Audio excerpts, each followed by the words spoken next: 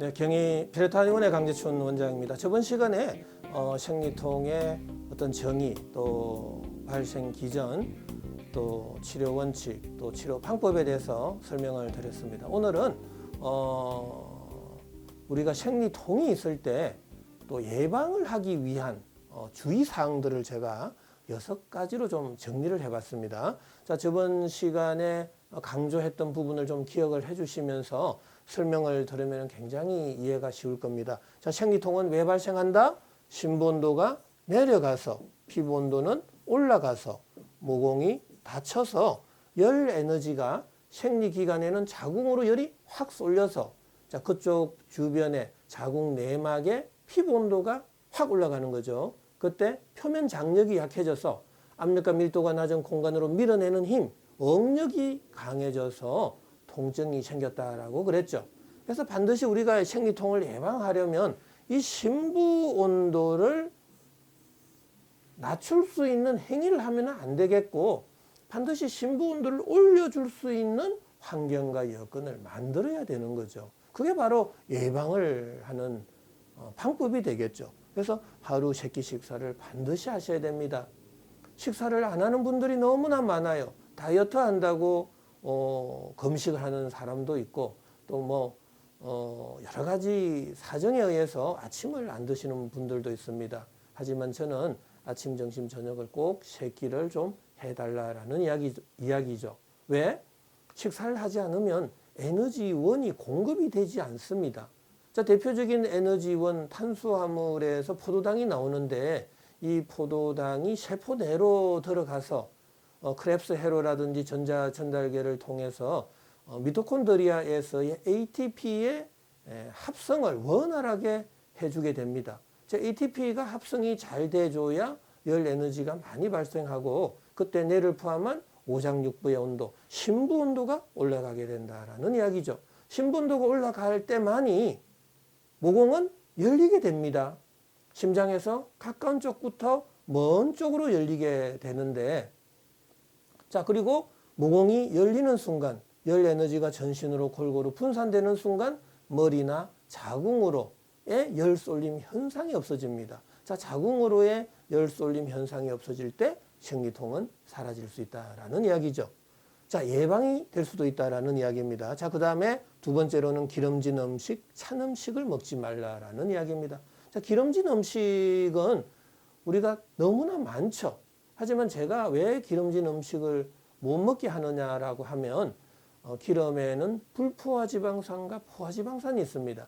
근데 불포화 지방산은 어느 정도 내 몸에서 분해가 되지만 포화 지방산은 잘 분해가 되지 않습니다. 자, 분해가 안 된다는 의미는 그만큼 산화가 안 된다. 산화가 안 되면 산화열이 발생하지 않는다. 열이 발생 안 하는 음식을 먹었으니 심부 온도는 내려갈 수밖에 없다. 모공은 닫히고 피부 온도는 올라가게 되고, 그때 생리통은 더 심해질 수 있다라는 이야기죠. 그래서 기름진 음식은 좀 피하자라는 거고요. 당연히 찬 음식은 피해야 됩니다. 특히 여름철에는 찬물, 아이스크림, 팥빙수를 많이 먹게 되는데 그때 심부 온도가 확 내려갈 수가 있습니다.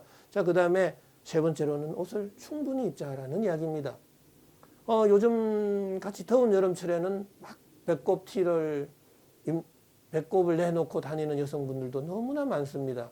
제 입장에서는 좀 안타까운 면이 있는데 될 수 있으면 옷을 좀 두텁게 입어서 항시 내 몸에서 미세한 땀이 날 수 있는 환경을 좀 만들어 보자라는 이야기고, 심부 온도가 내려가 있는 사람은 대체적으로 손발끝에서 모공이 닫히고 구멍이 많은 이 상체 쪽으로 열 쏠림이 많아집니다. 그래서 얼굴이 홍조가 되거나 땀 분비가 많은데, 그렇게 증상이 나타나는 분들은 대체적으로 내 몸에 열이 많다라고 생각을 하고 있습니다. 절대로 열이 많은 게 아니고 열 에너지가 상체로 쏠려서 시상 하부에서 그렇게 인식하고 있을 뿐입니다 라는 이야기입니다. 그래서 내가 홍조가 있다, 상열감이 있다, 또 어깨 결림이 있다, 두통이 있다 하시는 분들은 열 체질이라고 생각하지 마시고 오히려 내 몸속 온도가 낮다라고 생각을 해 주셔야 된다라는 이야기입니다. 자, 다섯 번째로는 일주일에 3 내지 4일은 땀이 날 정도로 뛰어라라는 이야기입니다. 반드시 운동을 해서 땀이 나야 됩니다. 외부에서 열을 가해서 땀이 나면은 저는 원치 않습니다. 어떤 분들은 족욕도 좋다, 사우나도 좋다, 반신욕도 좋다라고 하지만 저는 그러한 행위는 피부 온도를 올리게 된다라는 이야기입니다.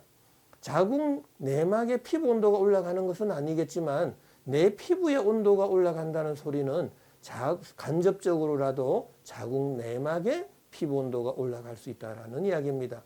그래서 외부에서 열을 가하지 말고 내 자체적으로 열을 발생시켜서 땀이 날 수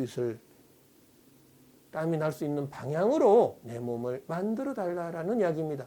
열 에너지는 항시 높은 에너지 준위에서 낮은 에너지 준위로 흐르게 됩니다. 내 속에서 바깥으로 열이 항시 방출될 수 있도록 내 몸을 만들어 주셔야 된다라는 이야기죠. 자, 그 다음에 술, 담배는 삼가해 줘야 됩니다. 술은 우리가 최종적인 산물이 아세틱 액시드가 만들어집니다. pH가 낮아지고 몸이 산성화된다라는 이야기입니다. 자, 몸이 산성화될 때 에너지는 수축을 합니다. 움츠러드는 거죠. 자, 혈관은 좁아지고 전신 혈액순환 양이 줄어들 때 심부 온도는 내려갈 수 있고요. 담배는 일산화탄소 중독에 걸립니다. 내 호흡기를 통해서 폐동맥에 있는 헤모글로빈과 일산화탄소가 만나버리면 그게 조직 내로 들어가고 코로 들어온 산소는 헤모글로빈과 결합이 될 수가 없습니다. 그래서 산소 공급이 조직 내로 줄어들 수밖에 없습니다. 자, 산소 공급량이 줄어들 때 산화가 잘 되지 않고 산화가 안 되면 열이 발생 안 하고 열이 발생 안 하면 심부 온도는 내려갈 수 있다라는 이야기입니다. 그래서 술, 담배는 심부 온도를 올리는 물질이 아니라 심부 온도를 낮출 수 있는 요인이 될 수 있다라는 이야기죠.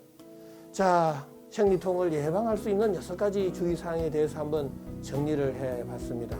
아무쪼록 생리통이 있는 분들은 빨리 벗어나시기를 바라고요.